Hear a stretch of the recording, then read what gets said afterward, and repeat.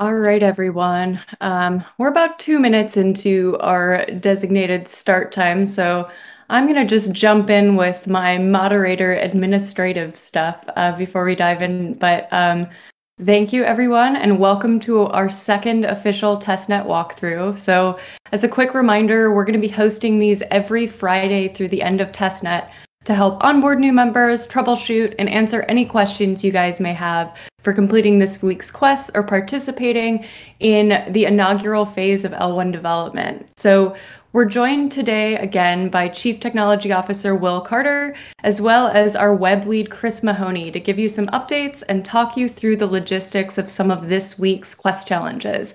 Namely, how to secure or back up your wallet using a private key saved to your browser or via an encrypted key store file. This week, we also did take a little bit of time to elaborate on some of our official documentation, which is available via the pinned post at the top of our testnet updates channel. We did it to provide some tips to community members on wallet safety, one of the most important facets of keeping your identity, assets, and experiences safe in the brave new world of Web3. So if you haven't yet already, check out our Medium page where, in addition to sharing some simple passcode tips, we also overview some classic scams to watch out for, from phishing to copy and paste attacks to why you should probably never leave significant amounts of crypto on any types of exchange. So on that note, I also wanted to take a second to call out that as of this week, there are some unofficial channels out there impersonating Lamina One or claiming to be associated with us. They are not. So if anyone DMs you pretending to be a Lamina One core team member or moderator, especially if they're promising you rewards or airdrops, they are not us. Consider them unreliable and potentially harmful, and note that we will never reach out to you first via DM. We do not have any official channels on Telegram, and we do not have any secondary Discords yet. So stay vigilant, stay on the official channels, and don't reply to any shady DMs that you may or may not be getting. And thank you to all of the community members who have flagged this to us in the past week. We're growing super fast, and this is the price of fame, shall we say. So we're listening, we're actively trying to combat that kind of stuff on the platform. So anyway, thank you so much. I'm gonna then now hand it over to the engineering team, Will and Chris. And if you have any questions throughout this walkthrough AMA, feel free to drop them in the chat and we will get to them at the end of the session for sort of an open Q&A like we did last time. All right, over to you, Will and Chris. Thanks, Casey. I'm going to share screen. We have a short presentation, which hopefully everyone can see. So yeah, as Casey said, welcome to the second week of the testnet community call. We're going to do a few things. One is do another status update. We do 2-week sprints, so there isn't a whole lot to talk about for this status update, but there are a few things I wanted to touch on.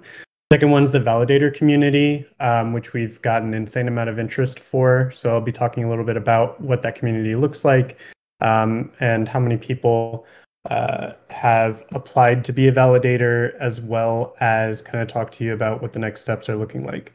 And then finally, today we're going to go over some wallet background and security principles. This is, I think, largely requested based on the nature of the community. I think we are one of the rare chains out there where we've reached, a non Web3 native audience. And so there was a lot of confusion in our feedback on how to properly use the web wallet and MetaMask. So we wanted to address some of the basics behind what a wallet is and how to properly secure it so that your assets are safe. So jumping right in. Community growth. So I don't think we've hit 26,000 yet. I could be wrong. Oh my God, we just went over 26,000. So we are officially 26,000 strong. We've seen an immense amount of growth and wanted to say welcome to everyone new who's here. Following up on the reported bugs from last week, we're still working on the fix for people who have staked tokens in the Explorer, and there's a long delay in seeing them show up when you refresh the Explorer. That's something we're hoping to push relatively soon. And I think we're still looking at some delays when people are transferring their tokens between chains. And then, as always, we're getting a lot of UI UX complaints and suggestions, which are really important because we've kind of officially begun the UX redesign process. We are still on track to release the Explorer and full EVM support within the next 2 weeks. We've already started talking to some potential partners for integrated identity and storage services. Some of this, specifically integrated identity is really going to help improve that user experience that a lot of you guys are currently grappling with. So that's going to be extremely important and exciting to see evolve. And then the Unity SDK and demos are well underway. Both Chris Mahoney, I think who's on the call, and Joel are hard at work. So hopefully we have something cool to show you there. Cool. So let's talk about the validator community. We have had over 300 people now. Actually, it's changed since I threw this presentation together, who have submitted forms to become validators. And we are represented in over 50 different countries now, which is amazing. This is exactly what we want to see in these decentralized networks. You don't want to see over-centralization of your node community or your user community, really, in any specific geographic location. So this is great. This is a great way to kick off the network. I put some interesting statistics here that are just worth talking about briefly. One is, we did a poll to see what all the node applicants' backgrounds were. I'm happy to see that, nearly half of them are creatives, which is very important to us, our mission and our vision. Having you guys, help operate the network is extremely important. And getting feedback from people like you is going to be vital to helping us meet that vision. Moving over to how we're going to run, how some of you are going to be running your validators. This is also really good to see. Generally, in a lot of these networks, you see a lot of your validators running in cloud instances, which can be great for performance, but introduces a source of centralization into the network. So, if all your nodes are running in AWS and AWS, for whatever reason, decides they don't want to support blockchain nodes running on their network anymore, that's a huge security risk to the network. So having less than half of your nodes running on the network is a really, really good sign. And in addition, it looks like we have, roughly a quarter of people that are going to be running on their personal computers, also a great sign, because it generally shows that they're not kind of what you might expect to see as like a professional node operator. These are people that are probably relatively new to the node running space. And then you have about a quarter of people who are going to be running on dedicated hardware, which is, again, kind of like, in my opinion, one of the most ideal ways to run a validator for like peak decentralization properties. So this is awesome. I hope the node community continues to grow in this direction, but so far it's looking very good. So what are next steps? I'm thinking maybe next week we could do a node setup call. I don't know, Casey, maybe there already is a topic set up for next week, but I think it would be really helpful to walk people through what that node setup process looks like, and try to capture some of the issues you might run into. An update: if you submitted your form to run a Lamina 1 validator before yesterday, please check your email, because you should have an additional form in there that I sent out that requests just a little bit more information before we can process your request and get you your tokens. And speaking of getting tokens, the first batch of L1 tokens is going to go out tonight. I'm going to send them out to the first 25 applicants who submitted complete forms, just because I don't want to onboard 300 nodes or validators on day one. I'd like to roll it out at least fairly gradually. You guys will be getting onboarded really quickly, but specifically for this first batch, I wanted to keep it relatively small. So it'll be 25 tonight. I'll take a look and see how many people have actually set up their nodes tomorrow. and we'll probably send out another 25. Maybe we'll increase it to 50. But the delay won't be too bad for you guys who just submitted your applications. So just be aware that if you don't see your tokens just yet, they're coming. I'll give more updates in the Discord community for nodes as I decide like what the next tranche will look like.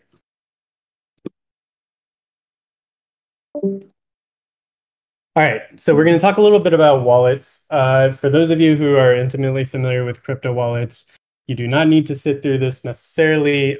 We are going to talk about securing the Lamina One wallet, either as Casey said, through through saving it in your browser or through encrypting it in a private key store. Both of these approaches are in the documentation, so feel free to just go straight to the documentation if you don't want to sit through this presentation. But I did want to give a little bit of context for those of you who are new to the Web3 space, like what these wallets are. We keep talking about keys, protect your keys.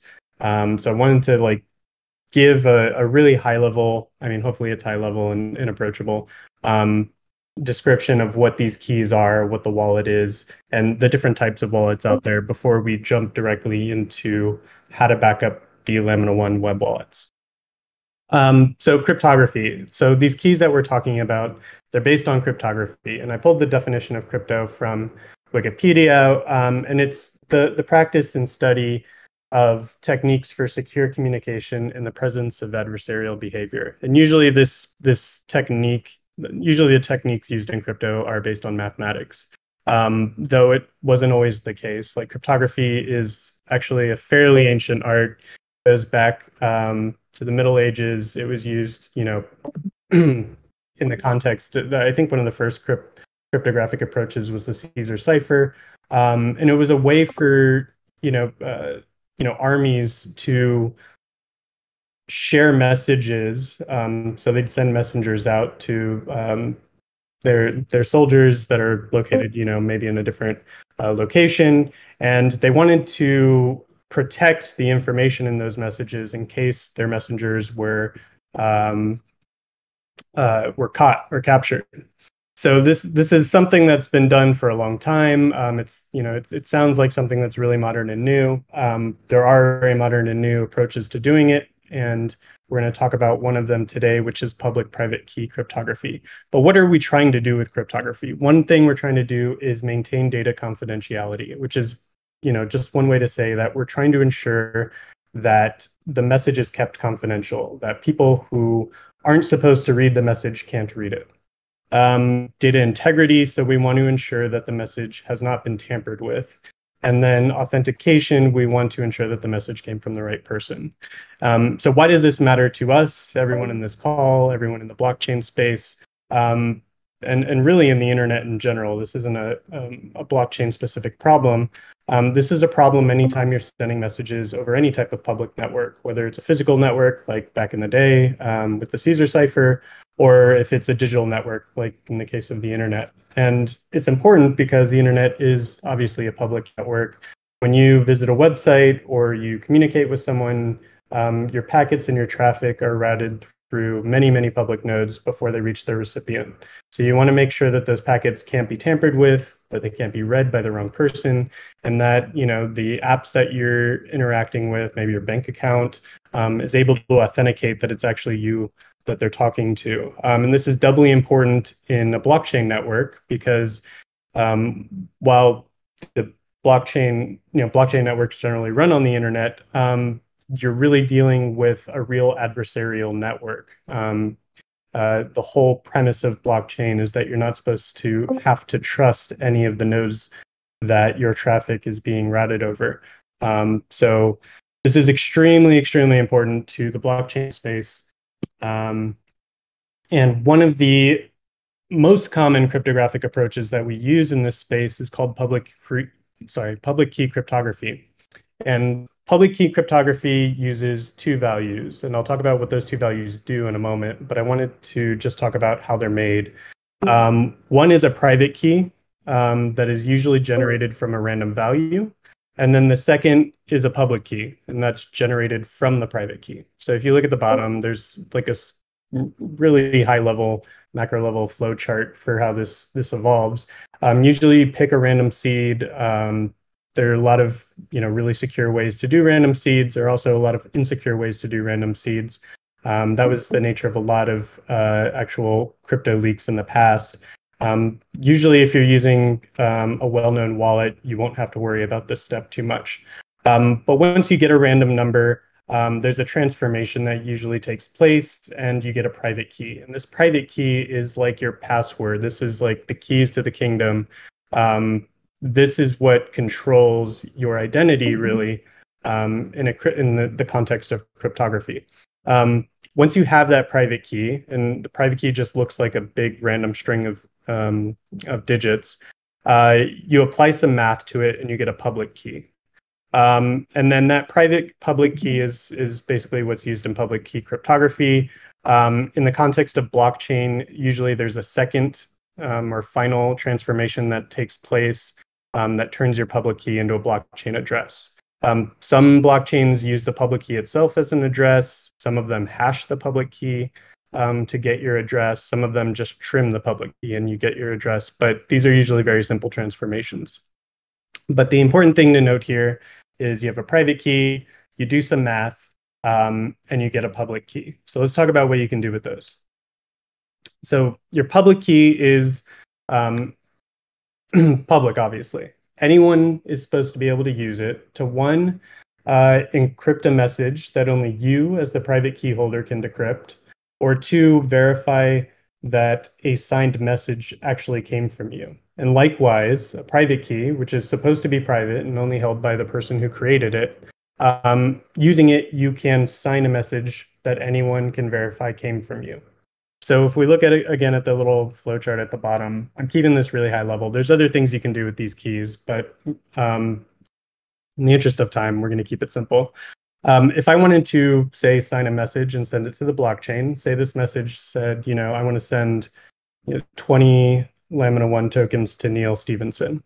What I would do is I would write that message. I would sign it using that private key that I generated plus some math. And what I would get is something called a signed transaction. Now, this signed transaction can basically be given to any node in the blockchain network. And what that node will do when they receive it is they'll verify that signature that you generated using the public key that was associated with the signature, again, with some math. And using this process, they're able to tell, with 99.9999 repeating percent accuracy that you indeed are the one who signed this message, and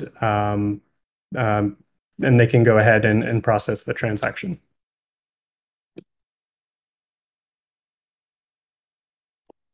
So now that we kind of know what a private key and a public key is, we can talk about wallets. So what is a wallet? And there's a couple different definitions of a wallet. For today, we're just going to say that a wallet is any mechanism that's used to secure and use your private and public keys that are associated with your blockchain accounts. These wallets can be software wallets, obviously. So you could use software wallets. These wallets will receive your private key and they'll do all that math for you to sign messages and submit them to the blockchain. A paper wallet is another type of wallet that's used only to store your private key. Obviously, you can't use your private key with a paper wallet unless you want to do a lot of mathematics by hand, which I don't recommend. And then in between paper wallets and software wallets, there's something called a hardware wallet. For those of you who aren't familiar with hardware wallets, they're basically kind of like USB sticks that you can plug into a phone or a computer. They generally connect to your software wallet.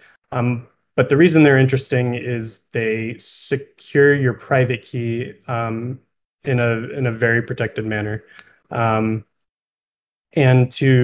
Before I dig a little bit into that, let's go back up to the distinction between a hot wallet and a cold wallet. So when you're talking about security of wallets, there's a few things to look at.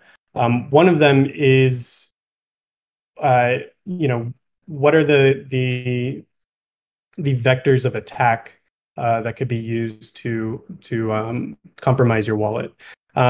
One way to protect large sums of cryptocurrency is to reduce that vector of attack dramatically by keeping them completely off the internet.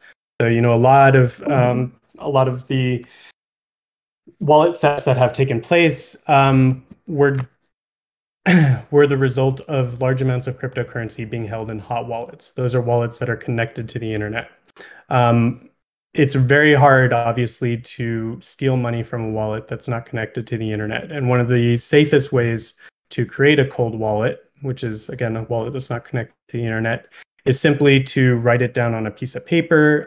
Some people get very fancy. I put a picture here of something you can buy, which is like they're metal sheets usually that you can write your recovery phrases down on, so that if they get wet, you won't lose your recovery phrase, or if there's a fire, you won't lose your recovery phrase. But the principle here is that you record your recovery phrase on something physical, and you keep that physical recovery phrase somewhere safe, and you rarely use it. And you only pull it out in when you're either one, setting up a wallet for the first time, or number two, recovering in the case of an emergency. Software wallets are what you'll be, so that's one way you're going to use a wallet in our network. Another way is the software wallet. These are going to be MetaMask currently and Lamina One web wallet. These are usually wallets that run on your desktop or in your browser. Both these wallets currently run in your browser. And these are obviously hot wallets, right? So these wallets are going to be connected to the internet. And that's what we're going to be talking about today, is ways that you can secure your wallets when they're when they're connected to the internet. One thing that grew out of the blockchain ecosystem that's really useful is, again, this hardware wallet. So this kind of bridges the gap between a highly secure cold storage wallet, that is your paper wallet, and what can be sort of a less secure hot wallet, which is the software wallet. And so generally when you set up software wallets, you do use your recovery phrase, and that introduces risk. Anytime you use your recovery phrase, you're introducing risk into your experience. And that's because you may not, someone may have introduced a fake wallet to you. There could be malware running in the background of your computer that's like tracking your keystrokes. There's a lot of ways that generally people can get access to your wallet using recovery phrases. It's not super common, but it is a significant enough threat that we highly recommend that you don't use your recovery phrase on a regular basis when interacting with wallets. So one way around that is hardware wallets. As I said, these store your private key directly onto a very secure chip within the USB device.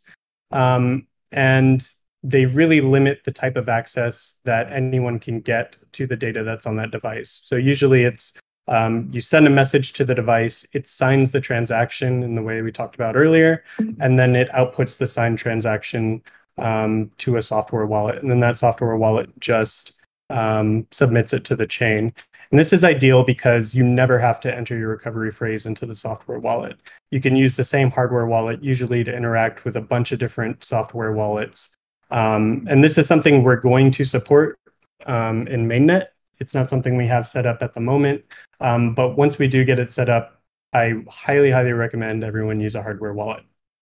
And then this guy over here in the corner of the room is the custodial wallet. And these are kind of infamous wallets because this is generally what a lot of people might consider the most risky way to store your crypto, because you are not in control of it.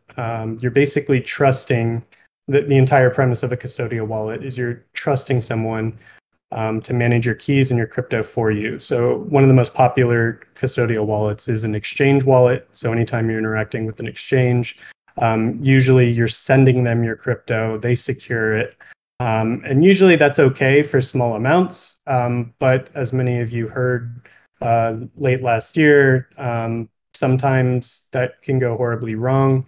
FTX obviously had a bit of a meltdown, and everyone who had their crypto stored in FTX lost complete access to it. So custodial wallets, we always recommend, and it's kind of like best practice in the space, never store large amounts of crypto in a custodial wallet unless you're using it immediately. And then once you use it or you transfer it or convert it to another currency, you take it out immediately. So those are the major kind of approaches to wallets, types of wallets. Usually, like I said, we recommend if you have a large amount of crypto and you're not using it on a regular basis, then you create a cold storage wallet and you keep it somewhere safe and you don't expose it to the internet until you're ready to use it.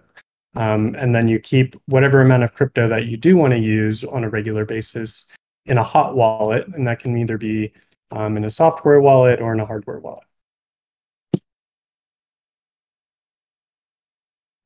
Let's talk a little bit about best practices. So keep your recovery phrase safe. Write it down on a piece of paper. If you really want to be safe, you could buy one of those sheets, kind of like dedicated recovery phrase products out there that'll keep it safe from moisture and from fire. But also a part of this is don't use your recovery phrase often. So this isn't something you should keep out on your desk and use every time you interact with your wallet. Part of the reason we're doing this today is because that's how some people are using it.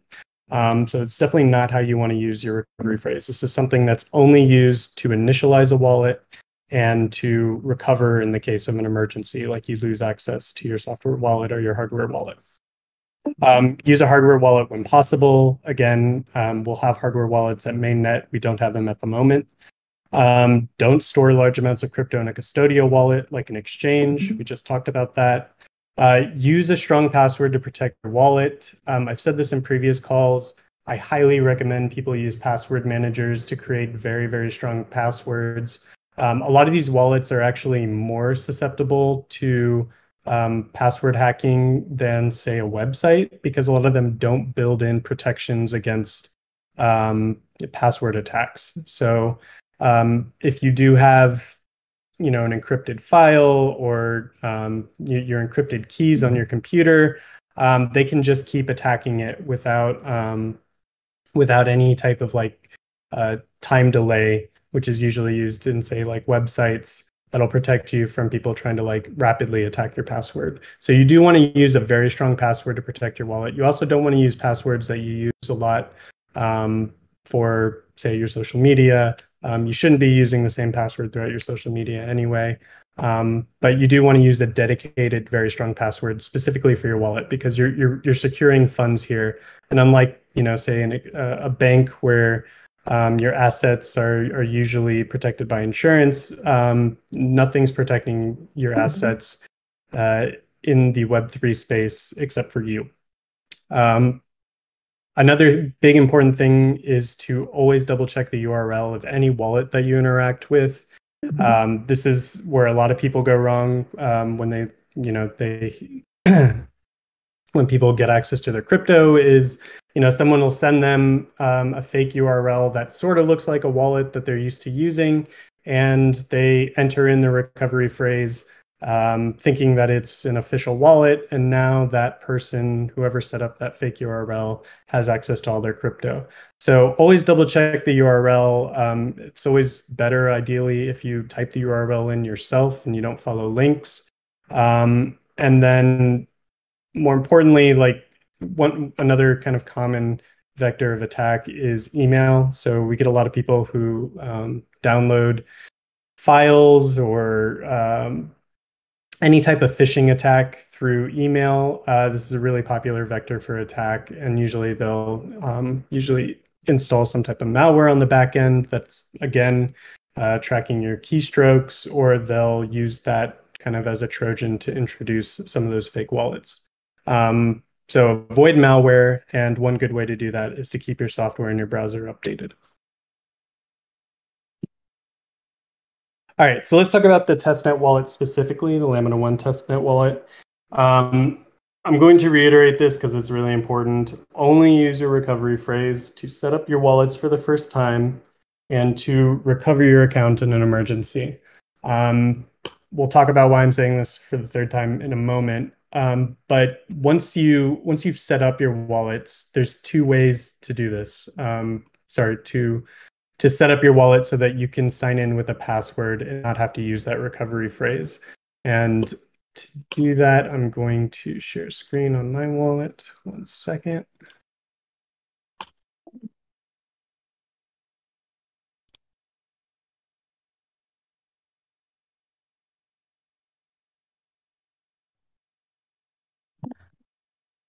While Will does that, oh, sorry, I was trying to fill time, but No. if anyone's looking for a good password manager, we recommend 1Password or Bitwarden. Just whatever you do, do not use LastPass.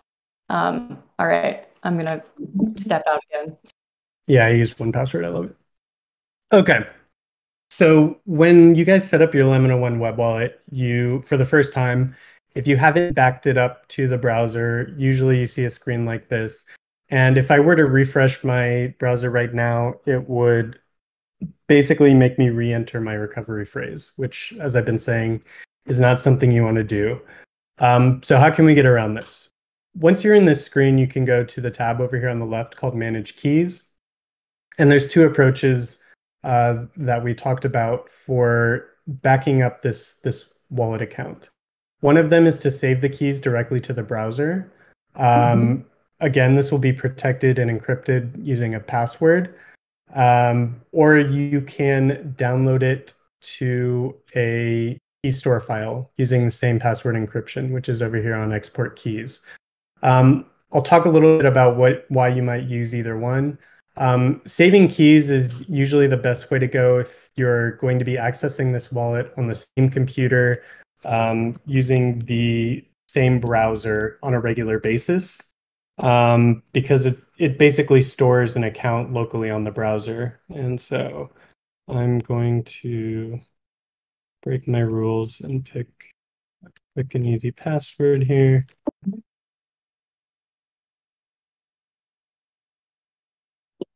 Okay, so what that prompts you to do is to set an account name and a password. Again, try to use as strong a password as you're comfortable with. And if you're successful, what you'll see down here is a new account's been made. I named mine demo.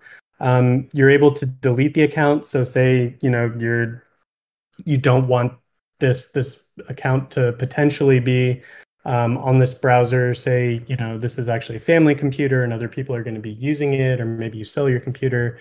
Whatever the reason that you might want to remove it, you are given that option. You can delete account. And then you can also change your password. So what this now lets me do is, before, if I refreshed, I wouldn't have I would have to re-enter my recovery phrase. But now, when I go to the Lamina 1 web wallet, it'll have an account here. And you can set up multiple accounts. So if I have 5 different wallets, I can do that same kind of process. And when I go to the web wallet, I'll see a bunch of different options here. And when I click on it, it'll be just like a standard login screen. Just enter your password and you now have access. Just keep in mind, like, there's no way to recover this password. This is all done locally. It's not being done on a server where, we can send you a password reset email or anything. This is one reason why you always want to make sure you have that recovery phrase, just in case, like, you forget that password, or you lose access to it. You can always go back to that recovery phrase and just reinitialize the wallet with it. And just so we know where that's at, for those of you who don't, mnemonic key phrase. So if you did forget what your password was, you could go, like, say you're keeping your recovery phrase in the safe, you could go grab it, click here, you'll enter your mnemonic recovery phrase, click access wallet, and you'll have access back to that exact same wallet. And then you can save it again with a new password. Okay, so that's one way to save your wallet. And again, you want to do that maybe if you're using a single computer and browser to access that wallet on a regular basis. Now, if you're going to be kind of traveling or using different computers, there is another way to kind of make this a little bit more portable. Ideally, you wouldn't use this long term. Long term, you really do want to rely, I think, on a hardware wallet, but this can be a fairly secure mechanism to transport your account if you choose very secure passwords. So what this does, if I create export keys, is again, it'll prompt me for a password.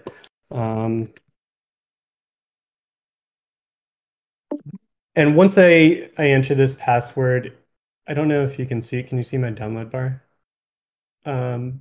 If you can't, it downloaded a file to my desktop, which is a JSON file that is encrypted, has encrypted data using that password. And I can take that JSON file to any computer, any browser. So if we go ahead and press refresh again.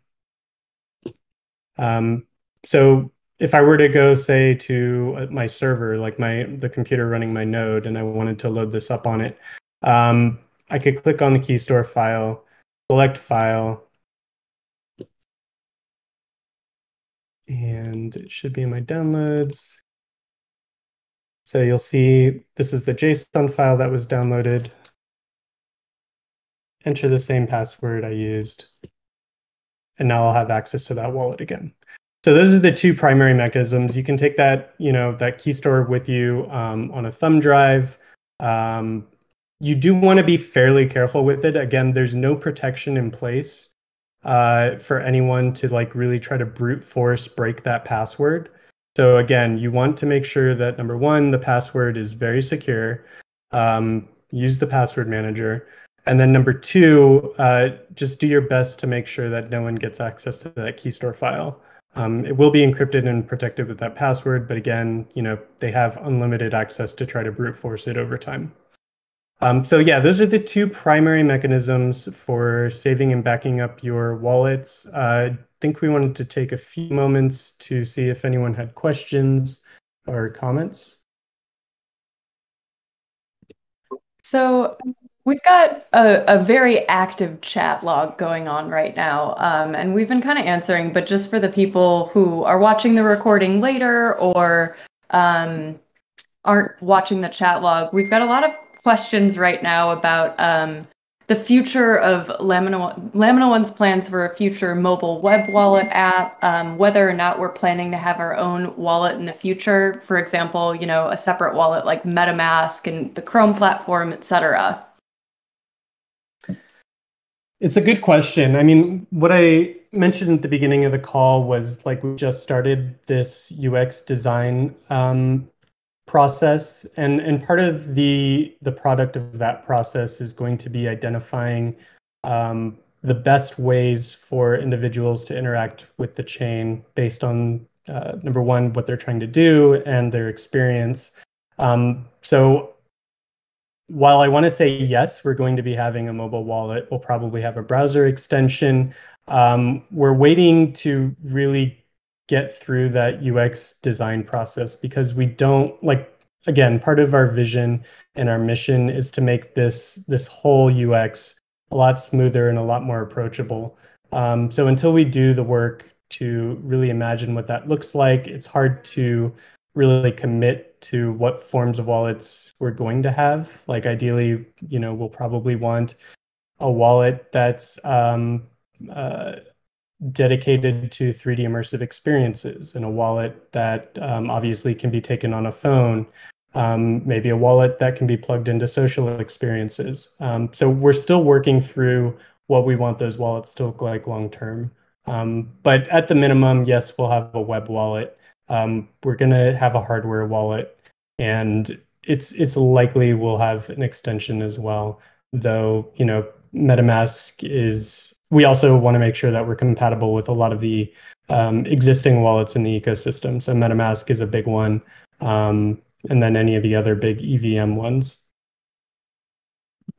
Yeah, and this is Chris. I just wanted to jump in and say, as we go, a lot of the UX feedback that we'll get from the community is going to inform those use cases. So there is a lot of overlap with existing technology that aligns with mobile app and extension development. But the more feedback that we get from you on your use cases and where you'd like to use or see your NFTs and your currency, that feedback's invaluable.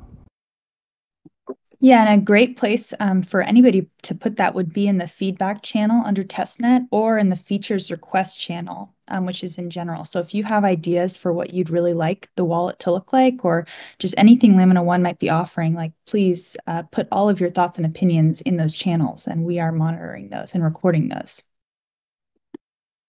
Thanks, Elena. Yeah, Elena's working with us on UX, and yeah, we are very closely monitoring everything, putting them in spreadsheets, pitching them up. So we really appreciate everyone's feedback so far. Moving on to our next question, Ethan Web3 asks, can you shed some more light on the ability to change your private key? In parentheses, most research points to the idea that this is not possible, but there seems to have been some work in changing PKs. What's your insight?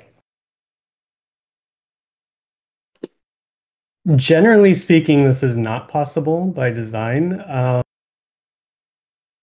This goes deep into, it depends on the type of private key. Most of them are based on modular exponentiation.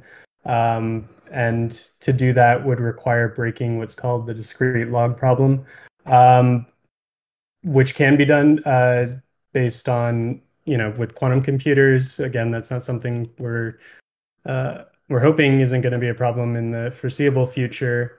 But I haven't heard of any other type of research outside of using quantum computing to literally break a public key, private key pair that would allow you to do this. But I would love to look at it if you have a link to that. Awesome. We have a sort of large question from Yemisis, who just asks, how long-term is your project? I don't know if we want to get into that here, but that's the latest question that's come in through the chat. I mean, we hope this is something that, grows and persists for a very long time. I would say like Testnet, just to give a roadmap of where we're at for the foreseeable future, Testnet's expected to last probably at least another couple months, and then we'll be in betanet for a few months after that, and we're hoping to hit mainnet, before the end of the year. And then, as is the case for many of these Web3 projects by design, once you hit mainnet, it's not like the project's done. The project will continue to grow in large part based on the community's needs and wants, because at that point it'll be, quote unquote, decentralized, and the community, will be able to vote on how to drive the growth of the platform moving forward. So it is something we expect to grow a lot over time, and we hope it persists for a long time. Smeedy asks, when will it be possible to build and run a node through service? We've got a lot of questions about nodes, and I just want to remind everyone that we're going to deep dive into nodes during next week's walkthrough. But since we're talking about roadmap, I figure that's a fair question. Yeah, so I think we're actually working on something like this now. Hopefully it's soon. But maybe we'll have an update for you by next week on actual timeline. Awesome. Well, that is the questions that we currently have in the chat right now. Additional questions include Will and Chris's favorite node setups, the pros and cons of running two nodes in two or even in the same geographic location. But again, I figure we can probably dive into this next week. Thank you, Ethan, for all of your inputs. I think these are all fantastic topics that we can definitely deep dive into and that I'm very curious about as well. But yeah, I think that's it for now. I'm gonna shut off the channel, but just noting with like a couple of final kind of wrap-up updates. Everyone, you've got about till Monday AM Pacific time to complete this week's quest before next week's go live. And yes, we will be posting a recording of this session on our YouTube page and on Discord also on Monday. As we mentioned earlier, as a quick preview, next week we're going to be moving beyond the basics and covering all things node operations. So, dust off your secondary PCs, buckle up, and get your 2K test token drops secured if you haven't yet already. And for everyone asking, since we've got a ton of people asking, we've got some updated instructions on how to request your 2K test token drops that are live as of yesterday in our designated node discussion channel. But yeah, thank you all so much for joining us, and we will see you all next week. Thank you. Cheers, everybody.